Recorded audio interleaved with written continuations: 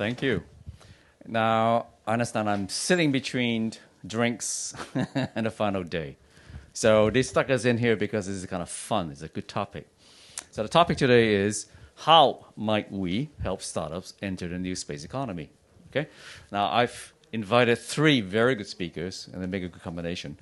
Thomas is one of the pioneers in AI and different things, especially space education.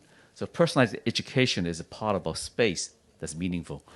Quentin here, there's even a comet named after Quentin. And he's probably found more planetary nebula than anybody in history. Amazing. So our eminent astrophysicist. And Blaine here, I call him the China space guy because anything about space in China, he knows a lot about. And the combination here brings a different perspective. Now, why are we here? Part of it is because potentially next year we're going to have a space conference, the first one in Hong Kong, here at Cyberport. We're kickstarting this, gave you a preview of what's going on. We even have RTHK jumping in. There's a lot of reasons why, okay? So what's the major reason? Let me warm them up, give you some context. What is this NewSpace? Now, NewSpace is probably the only economy that's going up, despite COVID. Okay, and by 2030, they're looking at a $1 trillion market. It's huge. So what's moving? Why is this happening? And you're wondering what's going on, okay? Now, if you really understand NewSpace, it is about CubeSats. It is about space data.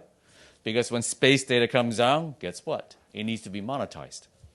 It is about cybersecurity. It is about space education, okay? So all these things are happening. So let me pop a general easy question first for you guys to play with.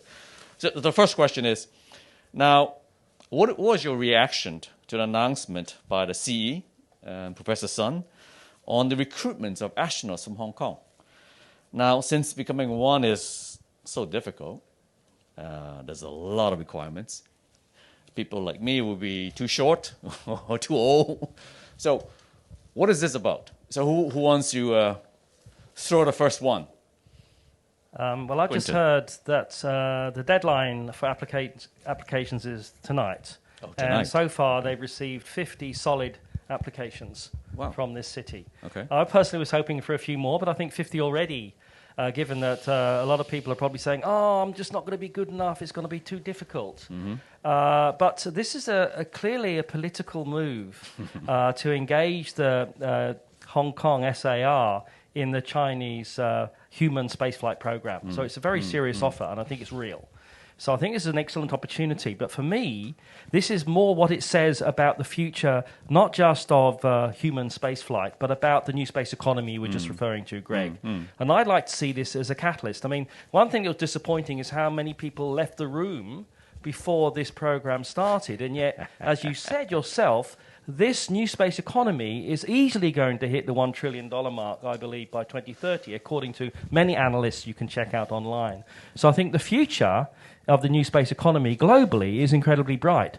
But whether Hong Kong can step up to the plate and make the most of its tremendous capacity in investment that could be into this area is another question. You know, fully. Is this on? We good? It is on. It is on. Yeah, fully agree with everything that Quentin just said, and I guess a couple of other points to add as it relates to potentially having taikonauts from Hong Kong.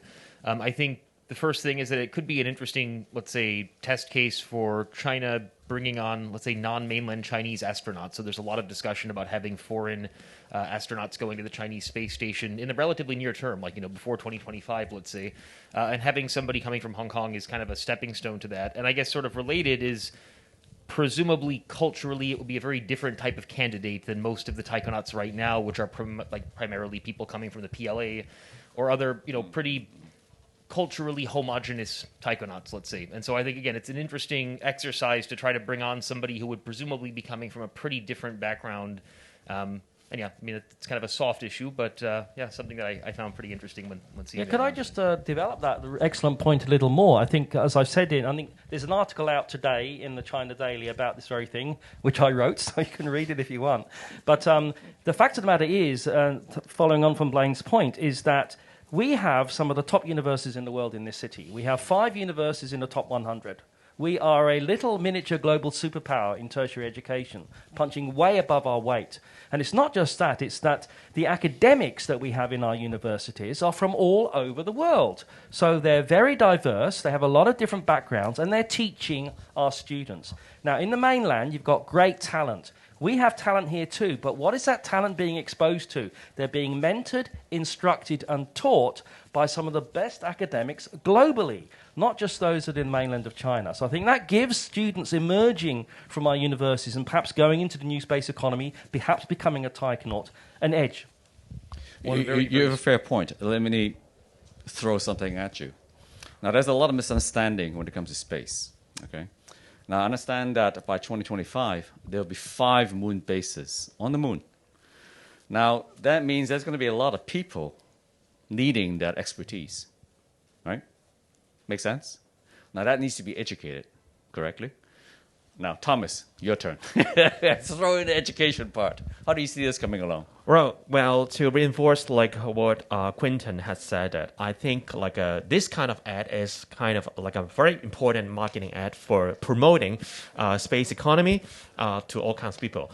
So when I look back into the days before, actually recruiting astronaut as a military ad. Right? You will not open recruitment like this in the universities, asking people around, oh, you want to join in. And then one time I go to a science park and I saw a poster and I used my phone to scan a QR code of that poster. What I see is a good website landing page, a good brand videos of showing like China astronaut. It's so cool. So it's look like, okay, it's kind of letting people know that actually how the progress of our technology and also like astro development is. So I think it is like more important, especially when I look back to United States, for Elon Musk. So they do a TV show to recruit astronaut for across the country. So it becomes more like public. The whole thing getting more people involved into this kind of space economy. And after, I think that's come the interest of the school, like universities or even secondary school, look into this field. That's a fair point. The fair point is that space is no longer about military, okay? And it's about maybe 5% or so. It's opening up. And you look at the United States, you look at Elon, you look at China, you look at India, it's opening up. So with that as a background, question for Blaine. How many startups are we looking at in this new space economy? A year ago was about 100, and now what sort of numbers are we looking at? What sort of things are they doing? Sure. So if we just take, let's say, China as an example, this is the area that I'm most familiar with. The number of commercial space startups in 2014 would have been 0, pretty much. And then by like 2018, it might have been, say, 50 to 75, depending on how you define, commercial space company. And then now, again, depending on how you define it, it would be minimum, say, 200. And then if you expand it to going upstream, like, the companies that build the antennas and then they also build other things, or like, companies that build semiconductors that some of which go into satellites, you'd have, 1,000 companies probably that are getting involved in the supply chain. Because, that's, I guess, something we've not touched on yet, but this widening of the supply chain where you're getting a larger number of companies that may have been pretty well established in other industries 5, 10, 15, 20 years ago, and that are now just over the last 3 to 5 to 7 years in the Chinese context, getting involved more in space. So yeah, depending on the definition, let's say 200-ish pure play commercial space companies in China right now, and then probably more than 1,000 companies that have some impact on space. So we're at the beginning of a new frontier. Quentin, outside China, what sort of companies are you looking at? New ones?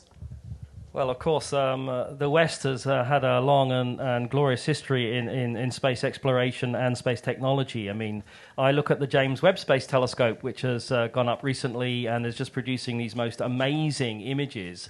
In fact, I've got a Nature paper accepted today that I'm a minor co-author on, based on James Webb Space Telescope data. But that telescope involved over 1,000 different scientists from about 25 different countries, with the major partners being Canada, the European Space Agency, and various NASA entities and NASA-related entities, putting up a telescope at Lagrangian point 2, so it's like a long way away from Earth, so you can't go and repair the facility easily. It has 344 single points of failure, and yet it worked. The technology involved in getting that to work flawlessly like it did is astonishing. Now, China is putting up its own space telescope in 2024 called Zhentian. And that is going to be an amazing thing because it's like the Hubble Space Telescope but with a field of view 300 times larger. So that's going to produce data that the James Webb Space targets that the James Webb Space Telescope we can look at. So that's scientific, but it involves lots of companies that Blaine was referring to around the world. We, for example, at the Laboratory for Space Research are collaborating with Padova, which is an Italian company and university that builds high-tech satellites for science. And so we're also building a 6U MEV CubeSat at Hong Kong U that will be partnering up with them and also with Zhejiang University in the mainland. So we have partners all over, but globally it's a huge business. A lot of the money is in data, as you mentioned, Greg, that gets monetized, and it's going to be worth well in excess of $1 trillion within 10 years. So Kai-Fu Lee this morning mentioned data, also mentioned AI. The key point is actually space data from satellites allowed us to understand there's climate change. So, and I guess a lot of those data is verifiable, powerful, and it's a huge amount of data coming down. So part of it is, like you said, understanding what to do with those data. Okay. Now, Thomas, you're taking a group to look at stars. Tell us about your mission Stargate, so things that you're doing. Right. So Mission Stargate is a program for the students to know about astropreneurships. So we teach them the whole program about what it related to us, the business, and also the technology. So for example, like the data, right? Climate change. So in the other room, I'm just sitting there and then they talk about impact investing. Impact investing is very important that you have the matrix that to measure and track those changes, right? So for example, when you look at the Earth satellite, when we know about satellite and data, we know keep changing the data of the ocean, of the field of that. So you know how actually the world can change. We see one Earth, one world, right? So understanding this, startups actually can utilize the data to make a lot of changes, and there's a lot of rooms of improvement and also a lot of rooms of investing coming in. So it's just one of the examples of a lot of examples that actually we can utilize the data. So for the kids or like a startup, actually they have to start realizing this kind of trends as well as the opportunity that we are taking on. Okay. Now, Quentin, you were involved in creating a CubeSat program at Hong Kong U, right? Now, a CubeSat, many people have no idea what's a CubeSat because when they see a satellite, they think it's about the size of a bus. But can you show that? So Anson can showing you this is actually a satellite that he put together. It's a CubeSat, and this is a standard of things to come. Now, if you go back and ask your children, have they heard of a CubeSat, and they haven't, then you know they're falling behind by 10 years. You have to start understanding what it is. Okay, this is how things are moving, and Starlink will be things like these.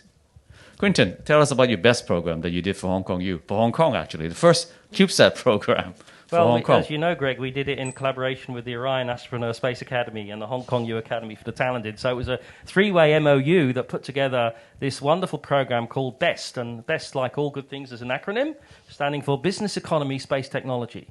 And what we did, we launched this hoping to get about 10 of the best high schools in Hong Kong involved. In fact, we got 23 high schools engaged straight away with over 200 students working together. Now, one stipulation we had, they must be interdisciplinary teams of students. They couldn't all just be mates from the physics class. They had to have like an engineer, a computing scientist, a project scientist, a designer, an astropreneur, and people like that involved in each team. And they came up with some absolutely astonishing concepts for CubeSats by the end. Program started in September 2021, ended in April of this year, and they all produced fantastic videos. COVID affected everything, so we couldn't meet in person. We did an online judging, and every video that was produced at the end is online and available now. And the winners, if you just check those out, this gives me great hope that we have in this city some amazing young people with the right thinking to actually make a success of the new space economy. So I think this is really, really exciting. And I know that OASA and us going forward are going to be having more programs like this. Let's come back to the title. How might a startup get into the new space economy? Now, Blaine, you see things happening in this part of the world. Now, GBA and Hong Kong will be connected. There's a lot of things going on. China is going to encourage more development in space tech and high tech, right? What is your suggestion for people in the startup world? How can they get involved? So I'm going to try to wrap together a few things that you just mentioned there, because there's the GBA angle, which I think is important, and then there's the, how to actually get involved. So a couple of things. I think earlier today I heard from Irene Chu from KPMG during her initial speech talking about a couple of interesting points. So the idea that increasing amount, companies or technologies that are more aligned with high-level policy in China are attracting more venture capital money, all else equal. And so from a starting point, space companies are going to have a better shot at raising money if they're well aligned with national level policies or provincial level policies, which a lot of space companies can be, because there's a lot of policies related to space. So I think when looking at what will give you the greatest tailwind in the Chinese context or the Hong Kong context, it's like, aligning your company and its strategy with those policies that would get you, more funding.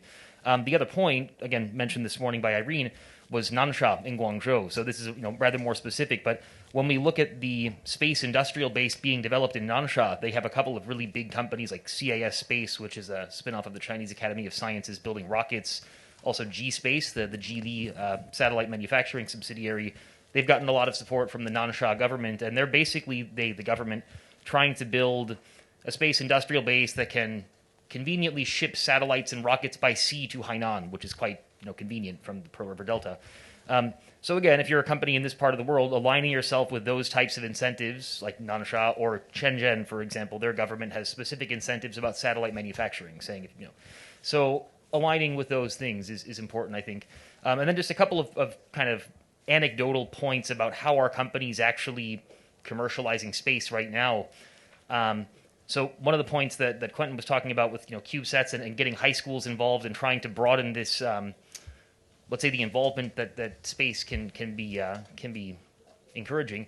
You have companies in China where their whole business model is selling CubeSat kits to schools, like to high-end high schools in China or to universities, and that's pretty interesting. And then the last point is space tourism. So in China, you have the big launch site in Hainan and Wenchang, which is already kind of China's version of Hawaii. And you've had this pretty sizable tourist industry develop around the big rocket launches in Hainan. So when they launched the Long March 5 with the Tianwen Mars mission, you get thousands of people descending on Hainan, and it would be a cool retirement plan to go and be a part-time tour guide for me in Hainan, just bringing tour groups for the launches and explaining to people this is what's going on right now. And again, I think it's commercial space in some sense. It's just not building rockets. So, yeah, there's a lot going on.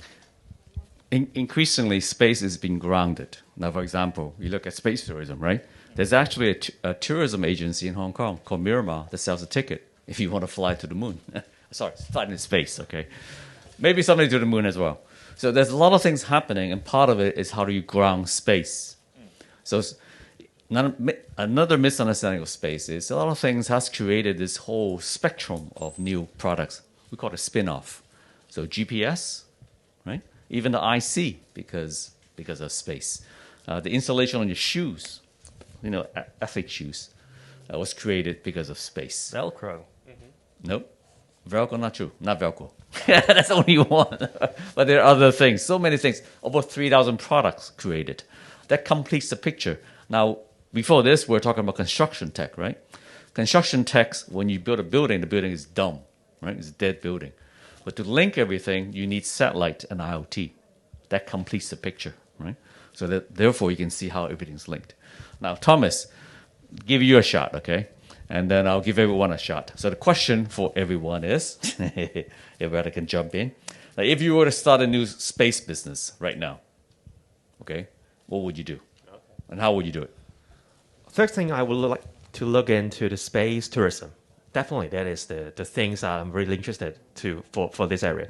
Because what the fact is, in Hong Kong, one fact you cannot change is Hong Kong is so close to equator, right? So shooting up things up there, the thing you have to build around is equator. So the nearest launcher is in Hainan.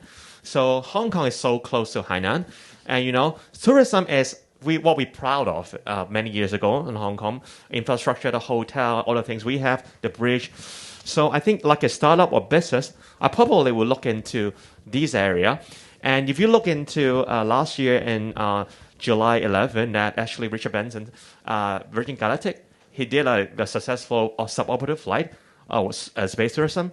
So actually, it's there, right? The thing is there.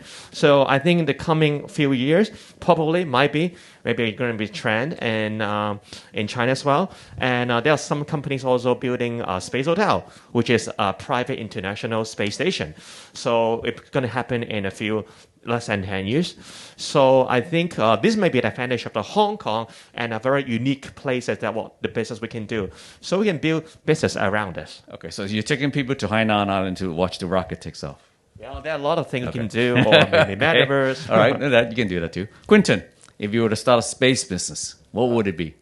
It wouldn't be space tourism. I have fairly strong views on the future of space tourism at this stage. I think in the future, not soon, but in the medium-term future, I think the things that you mentioned may well come to pass, but at the moment they remain the preserve of the billionaires and millionaires that can afford to spend $1 million to spend 2 minutes weightless in a Jeff Bezos rocket. Mm-hmm. So at the moment, the talk of space hotel, yes, that would be great, something like we saw in 2001: A Space Odyssey. As a boy, I remember being super impressed by that rotating hotel with the false gravity. But for me, I would look into the either the data assessment side of things, because that's where the money is. The money is in the data. Follow the money. And I think having novel ways of taking the vast amounts of data that are coming from multiple satellites and perhaps looking at ways that the information they provide can be better integrated and presented. And I'm thinking more also about, the remote sensing satellites here. And we do have expertise in this city on remote sensing, a fair amount in our universities, including mine, but also in companies like Esri, which have got lots of hyperspectral imaging data of the Greater Bay Area and the Pearl River Delta, etc. But, we are going through a major crisis in this world. It's not just the war in Ukraine. It's the existential threat of massive climate catastrophe, which is impending on all of us day by day. And one of the things that we have in our armory to help us manage that process is remote sensing data. And so how we present that, assess it, evaluate it, etc., is really important, not just to make money, but for survival. Thank you. Good question. Blaine, same question. Well, I would say a consulting firm or a China-focused YouTube channel, but that would be too easy. You're doing now, okay? Sorry, smart. But no, I think just to expand a little bit on Quentin's point about the importance of data, I mean, some of the things that companies are doing now with cutting-edge remote sensing data, things like 3D mapping and having time series of that 3D mapping, doing things, essentially having a digital twin of the entire Earth, for example. You're starting to get to the point where, that's a totally standard thing, and the question now is how high resolution can you make it, and how regularly can that data be refreshed? But, we've already got the digital twin. It's just, So I think the ability to monetize that, I think we're only just starting to really understand. And there's a lot of really exceptional people and companies already working on it. But again, if I were to not go with a consulting firm or a YouTube channel, that would be my answer. Thank you. And as a background, we're actually starting to create a space accelerator in Hong Kong. So things are moving very fast. Now, I understand that there will be questions, right? How do I make this work? So, ladies and gentlemen, if you would like to ask the question, please scan the QR code on the screen. Okay, please ask a question. Yes, Is there any questions from the audience, from Zoom? So the question should be on the iPad. Nope, nothing comes out. So, highly encourage everybody here. Okay. Please scan the QR code and ask the questions. If not, I'll ask my own question. All right. Carry on, Greg. Okay. All right. So, let me find a good question for you. One final question. Okay. Now, if you're sitting here, which you are, and there's other kids at home, and they want to begin to understand how to get into this new space economy, what would be one advice you can give them? What STEM. would they tell their parents? STEM. OASA. Look for OASA. Hong Kong has talented people, and traditionally they're always going into medicine or banking, fintech, law, and accounting. And the parents think these are tremendously important activities for the children to do at university, which of course they are. They never say, go into STEM, science, technology, engineering, mathematics, or STEAM, where you bring in the artistic side of all of that as well, STEM and STEAM. But I would think, STEM is super important for us all. The people that understand technology and data are the people with the real power. So if you want to exercise power, get ahead of the curve in STEM, get into high-tech industries and scientific pursuits where these are employed, and you can do extremely well in the new space economy and the new world economy where STEM will be a very significant component of everything. It is already. Thank you, Quentin. STEM.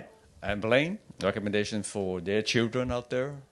I guess just to add a little bit, so definitely agree STEM. As somebody who's never taken a STEM course, I do feel like that's one thing I wish I had done is taken more STEM. But I think separate to that, as we discussed a little bit earlier, just this expansion of the space sector to become more broadly relevant. I think if you're trying to get into the sector, having a differentiator in addition to having a solid STEM foundation, but having some, like in my case, China space industry, or if you're a person who really likes creative stuff, learn how to do videos of YouTube or learn how to blog about space, something that can, in addition to having the technical side, being maybe an ambassador for the space sector as space becomes more broadly relevant, because I think there's going to be a lot of those types of people where you're an early adopter, let's say, of space sector interest.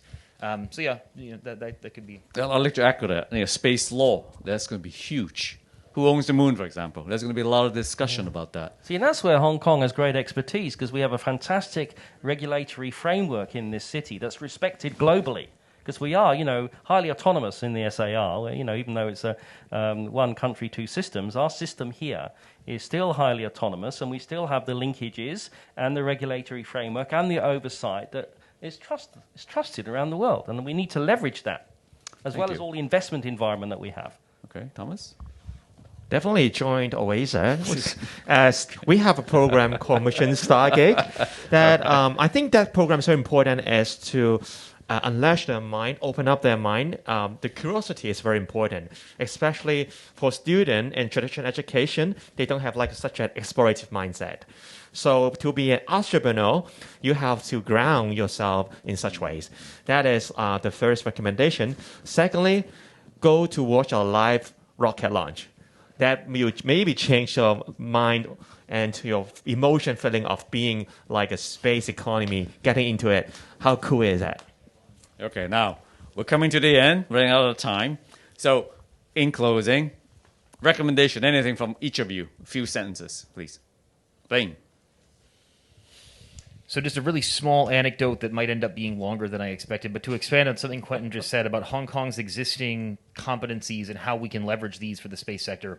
So rockets need insurance, right? And the big Chinese insurance companies, they're mostly insuring the 50 or so rockets per year that are being launched by CASC in China, which are quite reliable, pretty predictable. But at the end of the day, the big insurance companies, that pretty much satisfies their appetite for rocket insurance. You have all these commercial launch companies that need insurance, and none of the big commercial state-owned insurance companies will insure them because they don't want to. There's no incentive. The Hong Kong insurance companies are in a position where they can assess the risk, but they can also be a little bit more open-minded about how they approach, a very uncertain commercial launch company. I think there's a lot of those types of, white-collar services, for lack of a better phrase, that Hong Kong has a different perspective than than mainland China, and that rocket commercial launch companies need insurance too. So that was very good point. Insurance. Quentin. Thomas. 5 seconds. Well, quickly make it. So I think it's important is for startups or for city in Hong Kong to really relate it, the space economy, how to relate it with the business, or else will miss it the chance. It's highly related. It depends on what perspective you look into it. So wake up, listen to the world. My last word then. For me, government. Hong Kong government needs to wake up to the global new space economy, recognize the strengths of Hong Kong, and actually show some leadership and direction in this area for this city. That's what I'd like to see. Thank you, gentlemen. That's fantastic. Thank you. Back to you.